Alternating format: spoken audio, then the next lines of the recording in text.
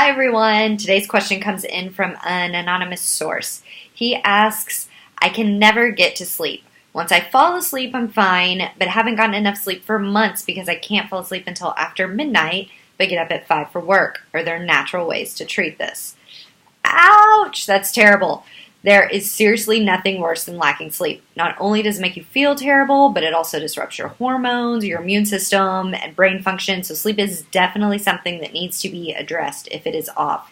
There are a ton of options in the naturopathic realm for insomnia. The interesting thing here is, as with all other ailments, substituting a natural pill for an over-the-counter sleep aid isn't really helping anything. It's just replacing it. So it's definitely important to get to the root cause of why sleep is difficult to achieve.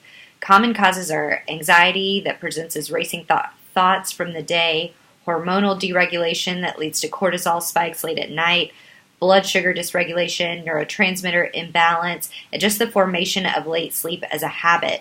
Each of these things is best first addressed with what we in the biz call sleep hygiene. So before you do anything else or take any pills, natural or otherwise, start with these steps.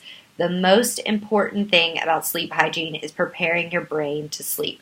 In real life, this means turning off all screens about an hour and a half before bed. Our bodies were programmed to fall asleep when it's dark and wake with the sun. Unfortunately, the light from the screens make our brain think it's daytime, so it won't produce melatonin or your sleepy hormones to start settling down. Screens include your phone, your laptop, your TV, your iPads, all of it. And let's be honest, most of us have a habit of using these things before bed, and it's not always easy just to stop. However, it is really, really important. Plug your phone in away from your bed. Laptops will bring your work to mind, and for many of us, this adds to your thoughts of stress right before bed. Watching television before bedtime has been proven to negatively impact the sex life of couples, so there are tons of reasons to unplug before bed. It's beneficial in many ways.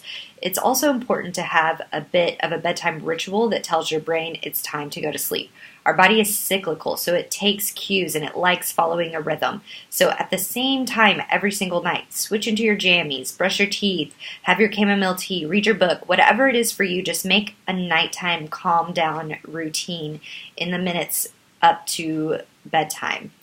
Stress relief is also paramount to sleep, but it's always easier said than done. Everyone hates when a doctor tells them to minimize their stress because we all would if we could. But some practical ways to do this are to take up an exercise routine if you don't already have one. I have a much more stressful day personally when I take a rest day and don't attend my normal CrossFit, just because throwing weights around for me really helps me get it out and prepare for whatever will come on later in the day. For others, it's a long run. For some, it's yoga. So find your favorite and really stick with it. Meditation or prayer is also a really great way to de-stress after the day is over. So if you're already a spiritual person, make whatever you do part of your nighttime routine. If meditation isn't something that comes really naturally to you or feels odd, I totally get that. I'm in the same boat. I hate sitting still. It's not my personality. There are great apps or soundtracks out there for you. Guided meditation is fabulous for the beginner. You don't have to do anything but lay there and listen to the soft voice of someone who's been at it for a while. So easy schmeezy, and it's really not that weird, I promise. Just give it a try. It's 5 or 10 minutes. And these are all just some easy things to start getting used to. Will simple changes like these cure your insomnia completely? Maybe. Probably not.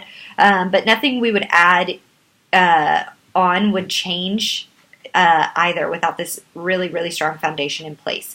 So after working towards instituting proper sleep hygiene, then you've laid the groundwork, and then it's time to come in and see if we need to herbally address your neurotransmitters, your cortisol melatonin balance, etc. However, I cannot stress enough that these seemingly small changes make a huge difference and are paramount to actually curing insomnia rather than becoming dependent on a sleep aid, natural or otherwise.